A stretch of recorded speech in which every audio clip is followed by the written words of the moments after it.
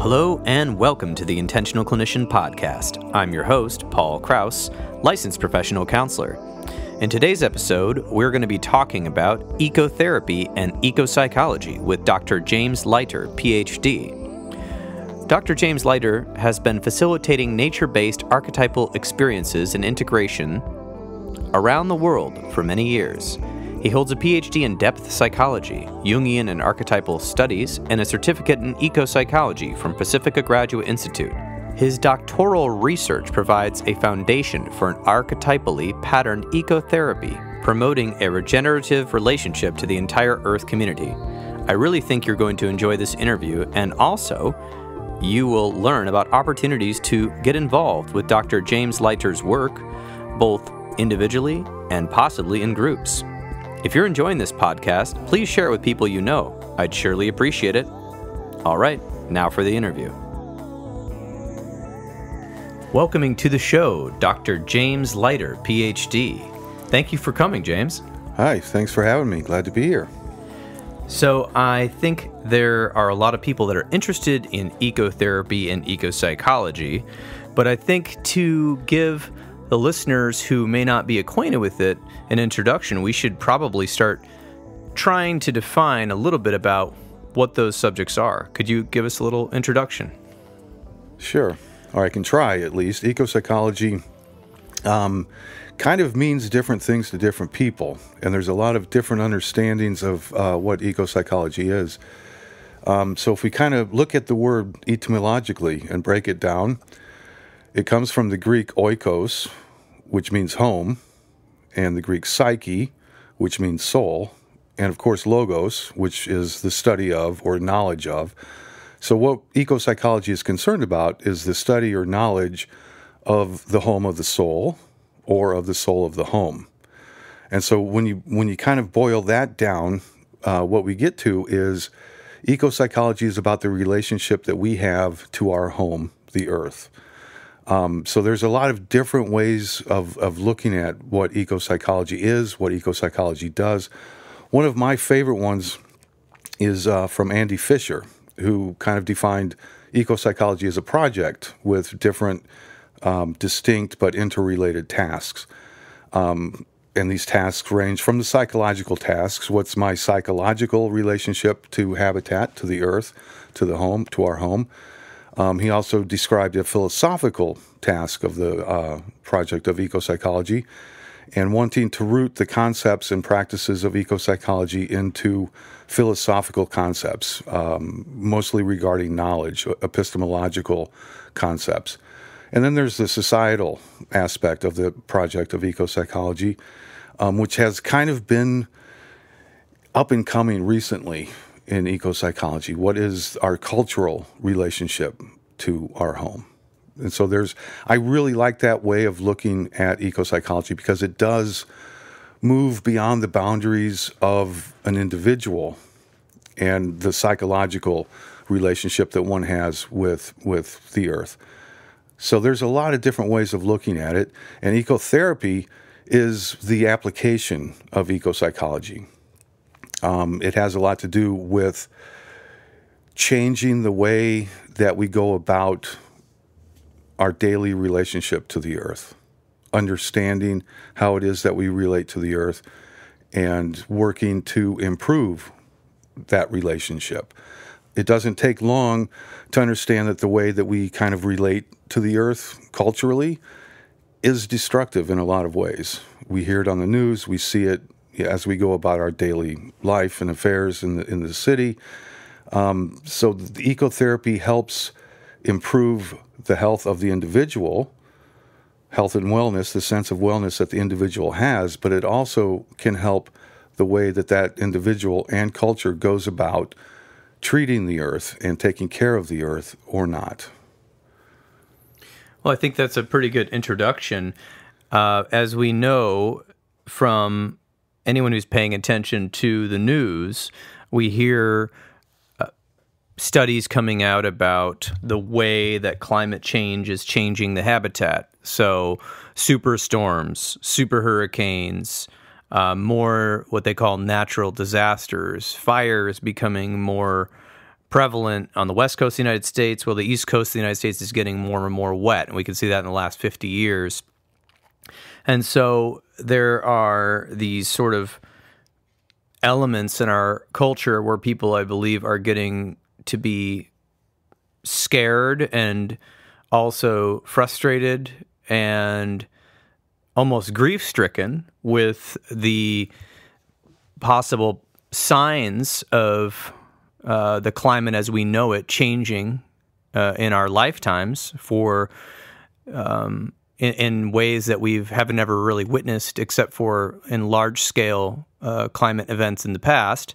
But this one is human-created, which is what the research says. So with all that in the news, and then there's a kind of a differing side in the U.S., which sort of ignores it and says, well, none of this is proven. We don't want to look at that study, and you guys are just being dramatic. So there's a lot of confusion and fear. So I'm wondering how people that are thinking about the climate and the ecology of the earth, how can they benefit from something like ecotherapy or learning about ecopsychology? Right.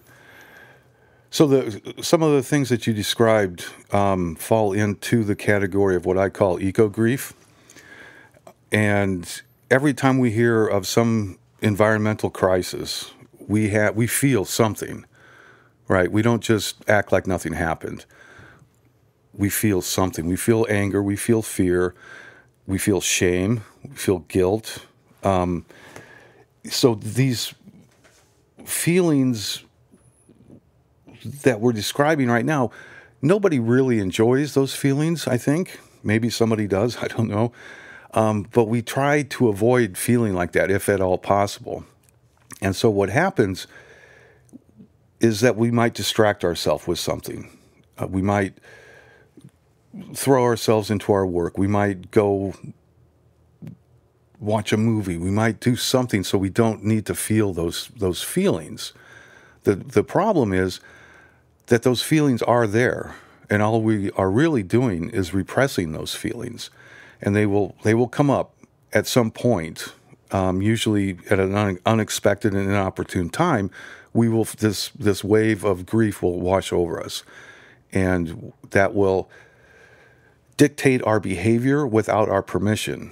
So what I'm saying is that these feelings become unconscious. They become a complex, and it becomes autonomous. So there's a lot to be said about ecotherapy confronting this shadow material and coming to terms with it and integrating it into how we go about relating to the earth, saying something like, okay, I feel this grief. I feel this eco-grief. I don't want to. It's uncomfortable. I don't want to think about the planet not being able to sustain life. I don't want to think about extinction. I don't want to think about climate change. I don't want to think about any of that. But when I do, when I invite that into the conversation that I'm having in my relationship to the earth, I go about the whole relationship differently. So does that make sense? It's a lot about coming to terms with the world as it actually is and not how I might wish that it was. And the same thing happens when we hear about climate change deniers here in the U.S., like you mentioned, that there's a lot of people that want to deny the fact that humans are creating or at least contributing to climate change. And so even when we hear that, that's a form of eco-grief. And that's where Andy Fisher's idea of the societal aspect of ecopsychology comes into play. So it's not just the state of the earth, but it's the state of how the culture that we are in is responding to the ecological crises. And so to answer your question directly, coming to ecotherapy or engaging in ecotherapy is a way to come to terms with our full relationship to the earth and through that be able to make more informed decisions. So not only make more informed decisions, but be able to integrate the feelings and the circumstances that we find ourselves in due to our relationship with the earth or our kind of misrelationship with the earth. Right. And on the other side of eco-grief is the celebration, the awe, the amazement, astonishment that we feel at being a part of the Earth community. And we feel that when we look up at the night sky, or when we see a majestic landscape like the Grand Canyon or something like that. Or encounter wildlife. There's this rush of excitement, this rush of celebration, this awe that's also a huge part of our relationship to the Earth.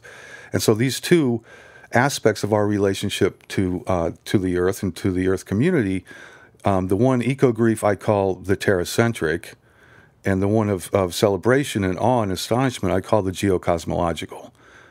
And both of these aspects of our relationship to nature, they seem polarized. They seem like they're opposites. And a lot of times we will tend to fully embrace the one or the other, completely repress the one and completely live in the other, or vice versa. When the fact is, we feel all of them. All of us feel both at some point. And being able to integrate those into a fuller relationship leads to a better sense of being a part of and not apart from. So when we go completely into the one or the other, we tend to alienate ourselves from one aspect or the other of our relationship to nature. So the application of ecopsychology being ecotherapy, this sounds like a good segue, because you were talking about looking up at the night sky and being outside and connecting. But ecotherapy currently isn't exactly much like traditional counseling or psychotherapy. There are some elements that are related, but in the way that it's practiced, especially by yourself being a Ph.D. from Pacifica, it is what I would call more like consulting or mentorship. Would that be accurate? That would be accurate in regards to what I do, the way I practice ecotherapy. Okay. Having said that, there are several traditional psychotherapists that utilize the concepts of ecopsychology in their practice. They might take the therapy session outdoors. They might bring natural items into their consulting or therapy space. There is, what I'm trying to say is there is most certainly an aspect of ecopsychology and ecotherapy that belongs in traditional counseling, but there's also a big aspect of ecotherapy that kind of sets out on its own, as it were, in that ecotherapy is not necessarily looking for something to fix, right? It's trying to nurture a development of our relationship to the earth in order to proactively encourage and nurture a sense of wellness and a sense of well-being for the earth and for the human. There's a lot of different kinds of practices in ecotherapy. So there's programs in the UK where prisoners are taken from the prison to work on the farm, not as in the sense of a chain gang like we see in the movies, right, digging ditches and things like that, but as a therapeutic effort to rehabilitate the prisoners. And results are coming out that show magnificent results. Right, there's garden therapy, there's forest bathing, there's the traditional counseling aspect of it. There are animal-assisted therapy. There is several different kinds of ecotherapy. And I was going to just add on to that. So there are many programs in the United States where you take a behaviorally challenged adolescent or young adult and they take them out into the wilderness, right, and they don't have any cell phones except for the leader of the group who has a cell phone for emergencies. And they do all types of ecotherapy, rock climbing, harvesting berries, drawing nature landscapes, being a part of nature, cleaning up the habitat. But then they also pair that with psychotherapy. So every day there's a session or a group session to work on what we would call the presenting problem. So ecotherapy in a general isn't focusing on pathology, where psychotherapy traditionally speaking, there are new approaches, of course, strength-based and of course, positive psychology, which try to just focus on general well-being. But in general, people come in with a problem. And people may come to ecotherapy with a problem, but they aren't maybe coming in with a diagnosis that they really care about changing, or they really want to change themselves, and they want to change the way they're living, which can fundamentally shift any sort of symptomology. So I was just thinking about that. And then there's also, of course, farms and sort of getaways that people send their, teens or young adults. And then there's the self-selective ones. I don't know if you've heard about worldwide opportunities on organic farms. Mm-hmm. So I've heard of this where people are in the corporate workaday world and they say, my God, this is terrible. They put all their stuff in storage or sell it, and they, go to an organic farm. They're all over the U.S. and all over Europe and elsewhere. And for 20 hours a week, you work on the farm and learn a skill, and then you get free room and board. And some people, for the other 20 hours, maybe just relax or recover from their overwork, or they may do a side gig on the internet, such as tutoring or something like that, for their other 20 hours of their week. So I was thinking about there's multiple applications of ecotherapy. Of course, the way you do it is not in the psychotherapy sense. What I've understood from what you're doing here in Michigan with groups and individuals is more of a coming alongside and mentoring and guiding and consulting that person to sort of empower themselves. Right. Instead of, focusing on some sort of mental health thing. Right. Excuse me. And one other thing, before I forget, there is also a program for veterans where combat veterans can go out into a farm or into the wild and experience therapeutic effects.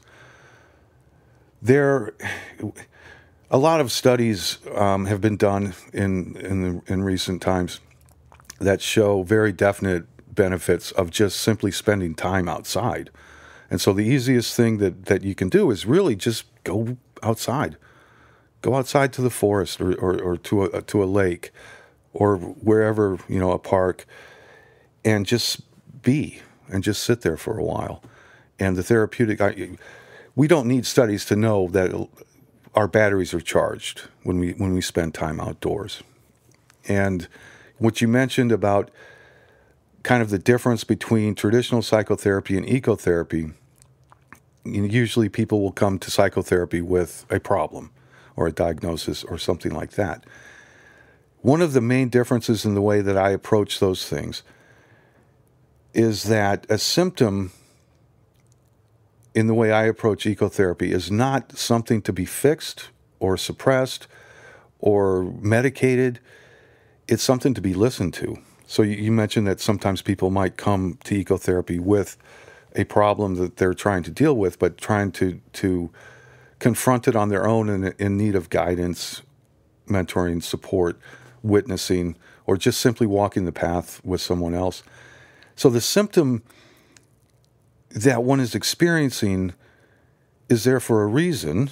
The psyche, in Jungian terms, is teleological. That means it has a purpose. It's trying to do something. It's trying to develop. It's trying to grow. It's trying to expand. It's trying to process some kind of information from some place. So this symptom is the way that is an image of that the psyche is trying to communicate. And so a lot of times the symptom, when one enters into ecotherapy, is a signpost. It's a guidepost. We can listen to it. We can honor it. We can respect it.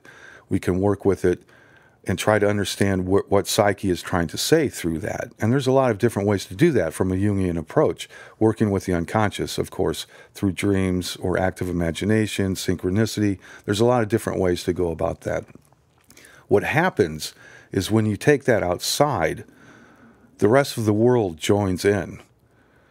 And it never gets old. It's always amazing. I was working with an alcoholic in recovery several years ago, and we were in the forest, walking along, talking about things, and I told him basically, so what you're doing now is building a pathway into a new kind of life. You're building an archway, a gateway that you can pass through into a new life. And as we rounded a bend in the path, a vine had grown down out of a tree, up the side of a rock, and over the path, forming a perfect gateway over the path. We both stopped in our tracks and went kind of whoa, look at that. Is this really happening? And we just kind of looked at each other, astonished, and there was an unspoken joint decision. Okay, we're going to walk through that gateway together, right? And we did. And that kind of experience cannot be recreated in a traditional therapy room inside of a building, because the natural world presents us with a lot of different kinds of images and smells and experiences and different forms of life that we're not going to have in a therapy room. And listening to the symptom as we're doing that, giving the symptom a voice in the process, will result in some kind of synchronicity usually going on during the session. And the voice is heard in a much different way. So it's not something like, this is ruining my life. I hate it. Why is this happening to me? Whatever the response might be to the symptom, kind of transforms into, oh my God, look at that. Did you see that? And I would never have been here experiencing this if I hadn't had this symptom and if I hadn't taken it outside. And so there's some pretty tremendous experiences that can happen just taking it outside, and working with the situation as it actually is. I think that's a very good illustration of how ecotherapy can be applied. I was thinking about this. We were talking the other day about how ecotherapy could be beneficial in multiple ways. So some of the things I noted, and you can comment on these, was somebody who just wants to get more connected to themselves and or connected to nature. And I think both are possible through ecotherapy. What are your thoughts? My first thought is that there is no difference, really, between being connected to nature and being connected to self. We don't default to that, though. We've learned, in modern times, we have learned that we're separate from nature somehow. And this is another way of looking at ecopsychology. If ecology is the study of nature and psychology is the study of human nature, then ecopsychology is the study of nature and human nature as nature, right?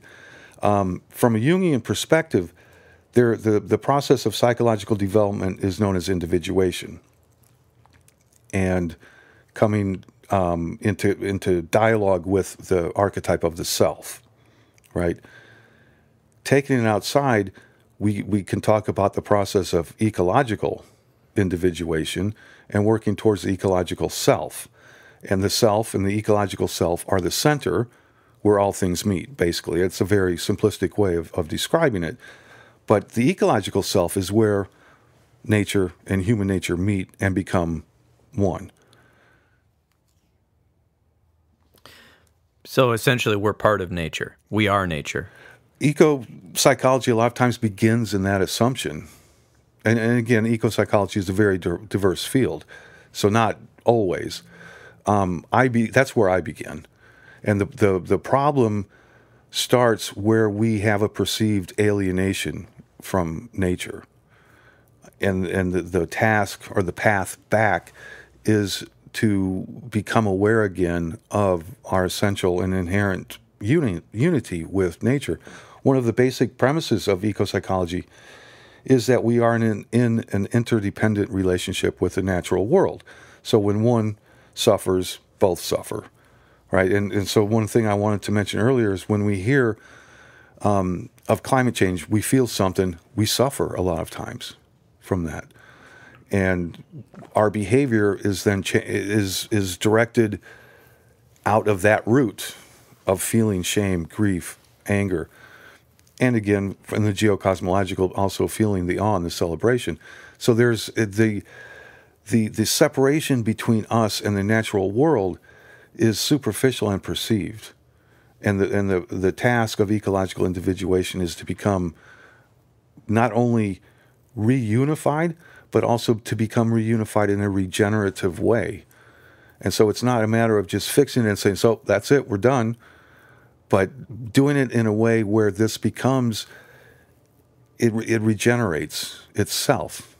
And we're able to go out into the world and pass that kind of way, that way of being on the earth to others.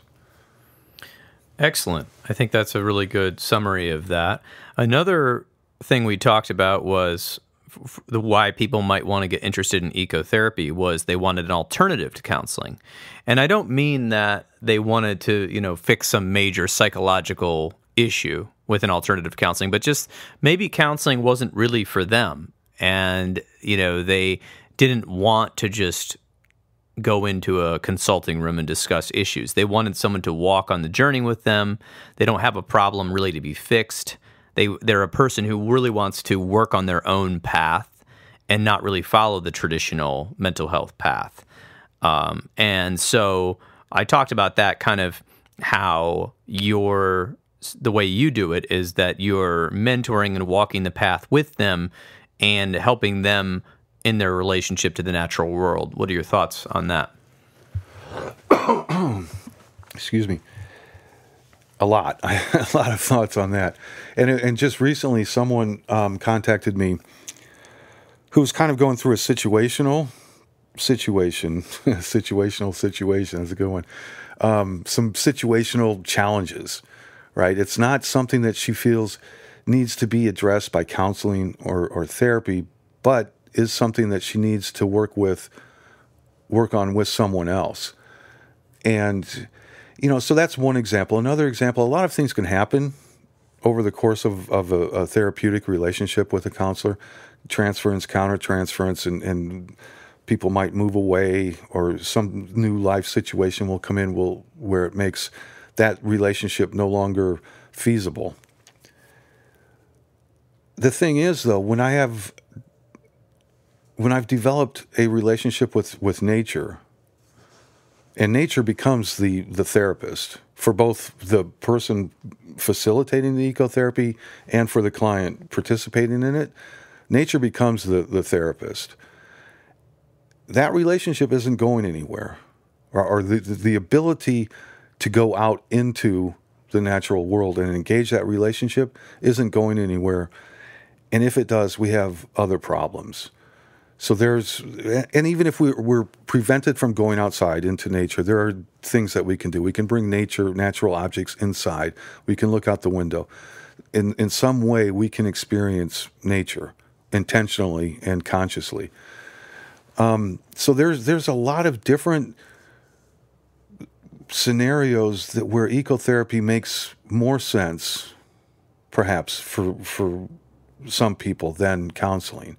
And that's an important thing to be aware of. Also, different things resonate with different people. Everyone has something, trying not to go to personality types from a Jungian perspective, but we all respond to certain things more passionately than we will to other things. We all have our defaults, as it were. And so some people may not respond to traditional therapy or traditional counseling, but they will respond to experiencing that gateway suddenly appearing in the pathway. And that might be the sense of awe that comes from that right there, or experiences like that, it can't be replaced. There was that moment, that place, that time, that context, and it all came together right there. And trying to replicate that in the counseling room, I'm not sure how that would happen. I don't think that it can, because it's a static environment, right? Where you go out into nature, though, it's dynamic, and anything can happen, and it's changing all the time. So it's on one side it can be very profound. On the other side, for the facilitator, it can also be a challenge to let it flow where it wants to flow and not try to guide it into a certain thing. Does that make sense? Yes. So it becomes a dynamic flow. It becomes a dance with nature, and nature is the ecotherapist.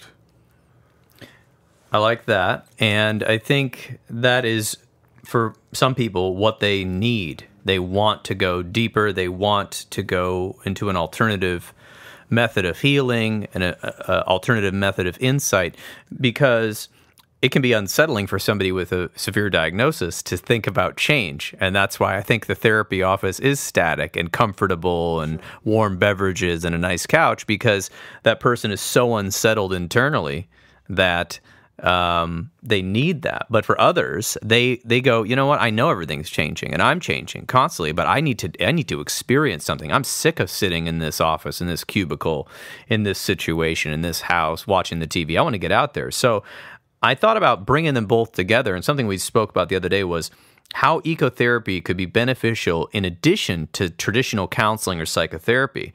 And we thought about that because, for people in counseling already, they're working on their inner work, hopefully, right? But they might also be working on their relationships or their behavior, or perhaps they're even trying to overcome a biological issue, which could be resulting in something like bipolar disorder, right?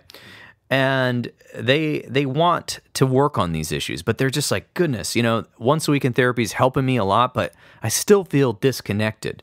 And so I was thinking about the vital work of people having a relationship with nature, especially when they've had difficulties with humans.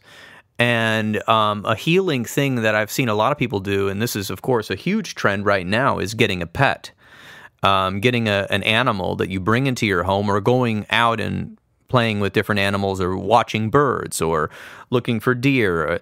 Because communing with animals have their own agendas and their own language. But, for friendly animals, the animals that are friendly to people, it can be very healing to have that relationship when you've had such difficult relationships with humans. But also nature itself, of course, is always changing and evolving. But like you said, that it's not going anywhere. If anything goes anywhere from this planet, it's going to be people going extinct. But the planet's not going anywhere. It's just going to be transformed. And so you even talked about, what if somebody has had a bad relationship with a counselor or a psychotherapist, which unfortunately does happen a lot, which is why I always encourage people to really study up and go to several counselors before they decide. But in ecotherapy, that connection is there. There is always transference and countertransference, but it's there for them. So what are your thoughts on how ecotherapy could be beneficial to somebody who's already in counseling or traditional psychotherapy that wants to add on another layer? Right. Well, I think the term Mother Earth didn't come from nowhere. It came from somewhere, right? It's constant. It can be nurturing, it can be loving, and it can be terrible. It can be harsh. It can be dangerous, right?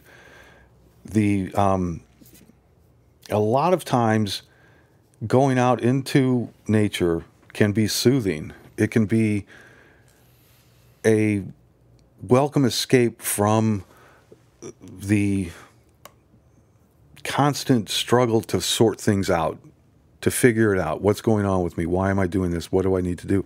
So a lot of times in ecotherapy, I'll just sit. We'll just sit. We won't talk. We won't do any mindful practices or anything like that. We'll just sit. And at first, a lot of times that makes people even more uncomfortable. Not doing something, not talking, but just sitting. And so it moves from this dynamic, ever-changing thing that I was talking about before into a calming, soothing presence. That's a process, though.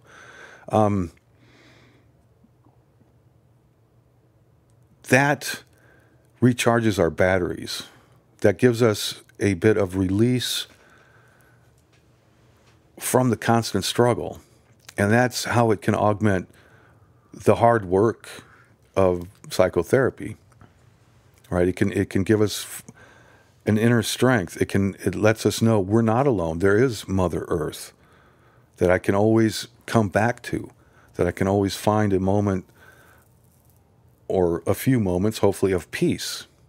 And animals, as you mentioned, are an incredibly powerful way to do that. I was thinking this morning, several weeks ago, I was out with the dogs.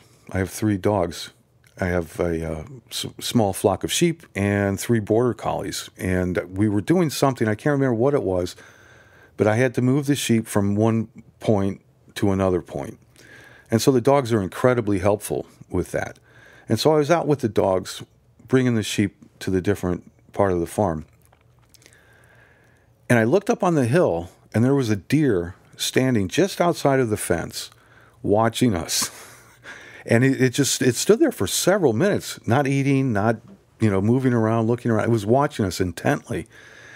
So I tended to anthropomorphize that deer. He's probably sitting there, oh, wow, look at that. That's cool. Probably he's going, okay, what's going on there? I've never seen this. Do I need to be afraid? Should I run away? What? But it was the recognition of the consciousness of the other than human community, right?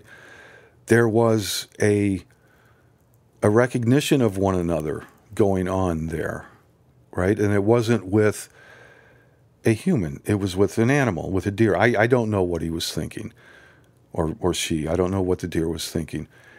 I don't know what was going through its head. But I do know that I experienced a sense of camaraderie. And so there was the dogs, there were the dogs, there were the sheep, there was the deer, and the human. Surrounded by trees and grass and big sky. It was a beautiful day. It must have been late spring. So that was an incredible experience for me. Talking about it and telling the story, it sounds maybe, so what? There was sheep and a deer and that happens all the time. Well, I don't know if it happens all the time or not. I know that it doesn't happen all the time to me, right? And so there was this connection going on, and this bond developed between us that you're not going to get that in the counseling room, that's for sure. Right there, I could bring sheep into the counseling room. I don't know how well that would go over. And then another thing, when we were first moving into that farm, and I was there working on the house and fixing it up so we could live there, I was outside on the patio kind of taking a break, and a bald eagle flew overhead. And I looked up and I was like, is that a bald eagle? And he landed. And I was like, oh my God, it is. It's a bald eagle. And this was the first time that I've seen a bald eagle in person. And so that was pretty amazing, right? And then he flew off and circled once or twice and left. I've never seen him again. So there's, moving from the surface level of those experiences and moving into more of a symbolic, imaginal perspective on these experiences, there's with the bald eagle especially, there's a lot of associations that we Americans have with bald eagles, right? And so it's not only the recognition of another consciousness of a being from the other than human community. There's all of these associations that come into psyche when we have those experiences. And so what does it mean? Okay, so in the U.S. right now, we're having some pretty serious conversations on the cultural level. And so what does the bald eagle have to say about that? There's liberty, there's the majestic flight of the bird. There's a lot of different things that could be associated with that. And again, working with animals can be quite interesting. I had a dream once that had a buffalo in it. And I'm not going to go into the details about it, but there was a buffalo. And so there's a lot of associations with buffalo in the United States, in America. There's a lot of positive and negative associations that can be made with the buffalo. And so this is just an example of how even if I don't go outside, or if I'm not able to go outside, I can still work on my ecopsychological development and move towards my ecological self. So I can work with the image of the buffalo and ask about, okay, what associations are coming up with this image, that obviously has to do with my relationship to the land here in North America, or at least it did in the context of when I had that dream. And so there's always a connection to Mother Earth, because regardless of how one might believe that we got here, We've been here on the earth for thousands and thousands of years. This is where we grew up, as it were. So there's, in my opinion, as an ecopsychologist, there is nothing more primary to our existence than our relationship to the earth. And relationships with others can come and go, including with therapists. But that relationship will always be there. And so ecotherapy, at least the way that I approach it, tends to want to nurture that relationship as primary to who we are, and more importantly, who we are becoming.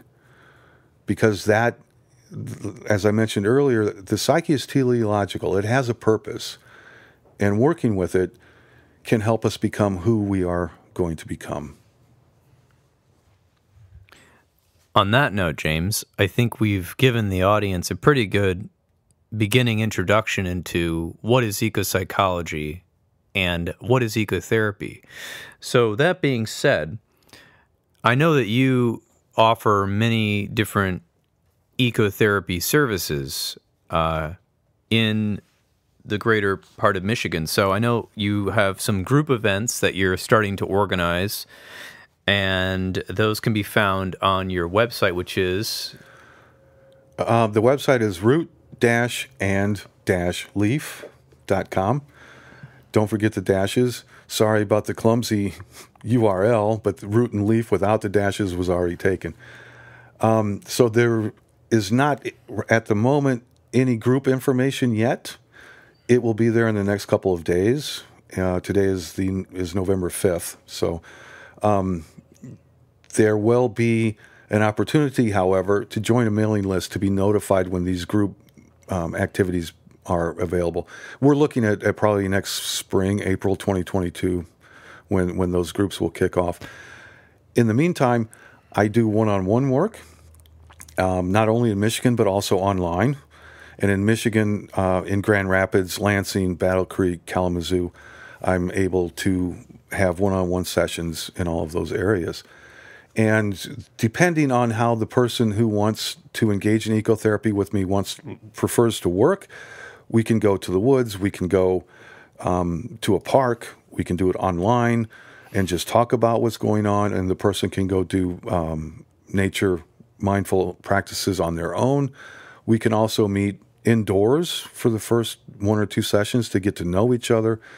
And so there's a lot of different ways. The best way to get a hold of me is through my website or through your website, which is healthforlifegr.com. Yes, correct. So Health for Life Counseling in Grand Rapids, we are now partnering with Dr. James Leiter here to basically let the world know and let West Michigan know and the state of Michigan know about ecotherapy. And so you can find out more on our website and, of course, James's website, and those links will be in the show notes. And in the future, Health for Life Counseling hopes to eventually partially host the indoor segment of one of Dr. Leiter's ecotherapy events coming up before they go outdoors. And I know that you actually facilitate, and you've handpicked a number of nature preserves and parks that you work in. Is that correct? Right. So in Grand Rapids, one of the places is Prairie Wolf Park. It's in Byron Center, actually. But there's also Cascade Peace Park and a couple of other parks in Grand Rapids. In Lansing, it's like on the west side of Lansing. There's a large park, and the name is failing me right now. I can't remember the name. Yeah, in the Kalamazoo or Battle Creek area, there's Gun Lake. There's other different natural areas that we can meet. And I'm also in the process of building up an ecotherapy campus on my property in close to Hastings. So there's a lot of different places and a lot of different ways to approach this.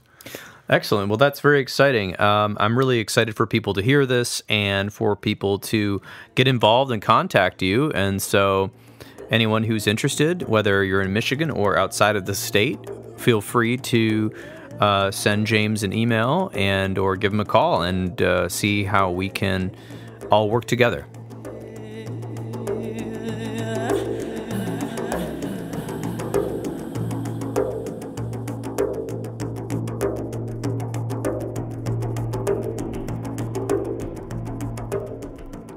And And there you have it. This has been another episode of the Intentional Clinician Podcast. If you are a therapist and are looking to become EMDR trained, I would recommend EMDR Training Solutions.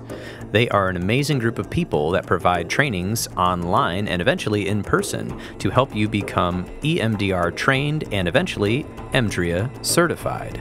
You can use the code INTENTIONAL, that's the word intentional, to get $100 off if you purchase a training, especially if it's your first training. A little bit about what I've been up to. I am almost a full EMDRIA consultant, and I can provide consultation hours and have a group going every Wednesday. So let me know if you would like to be a part of that consultation group. Also, I have a course online called What Do We Do Now for the parents of young adults, which you can find on Udemy. There will be a link in the show notes. If you are in need of counseling, do not hesitate to make an appointment with a local counselor in your area. You can also make an appointment with the excellent clinicians in the Grand Rapids area at Health for Life Counseling Grand Rapids and the Trauma Informed Counseling Center of Grand Rapids by visiting www.healthforlifegr.com. The recording you just listened to consists of the personal opinions of Paul Krauss and his guests, and while these are based upon literature they have read, their experience in their respective fields, and personal experiences, these viewpoints should not be viewed as the definitive opinion on any subject. Listening to this podcast is not a substitute for treatment. If you are in crisis, please dial 911 or the National Suicide Prevention Line at 1-800-273-8255. That's 1-800-273-8255. Are you a young person of color, feeling down, stressed out, or overwhelmed? Text Steve, that's STEVE, to 741-741, and a live, trained crisis counselor will respond. Did you know you could support your local bookstore by shopping at bookshop.org? You can order online from the comfort of your own home while supporting a local bookstore near you that is brick and mortar. If you are not a member of a mental health Counselors Association, I highly recommend that you join, such as the Michigan Mental Health Counselors Association, which you can find on the internet, or any other state which you live in. There are a lot of things that go into keeping counseling available to the public. So I really encourage you to get involved in your local organization. Until next time, I'm wishing everyone a safe and peaceful week.